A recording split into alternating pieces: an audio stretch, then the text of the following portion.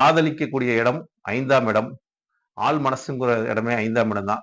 அந்த 5ஆம் அதிபதியா வரக்கூடியவர் போய் 6ல் இருந்தனால போராட்டமான ஒரு நிலைப்பாட்டை குடுத்துச்சு. அங்க போராடுனா தான் வெற்றி, இல்லாட்டி தோல்விங்கிற ஒரு நிலைப்பாட்டை குடுத்துச்சு. அதுக்கு சாரம் கொடுத்த உருவம் 7ல் போய் அமர்ந்தனால், அதை திருமணத்தில போய் முடிச்சது. அதனால அவங்க வந்து ஒரு திருமணமா பண்ணி, இன்று வரைக்கும் அவங்க நல்லா ஒரு வாழக்கூடிய அமைப்பு குடுத்துருச்சு. குழந்தைகளையும் குடுத்துருச்சு.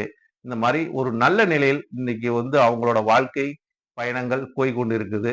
இருந்தாலும் காதலிப்பவர்கள் பெற்றோர்கள் சம்மதம் இல்லாமல், நீங்க என்னதான் வந்து காதலிச்சு வெற்றி பெற்றாலும், அது வந்து அவங்களோட மனசில் உள்ள ஒரு நீங்காத ஒரு குறைகள் உங்களுக்கு ஒரு சாபமாக வரும் பின்னாடி.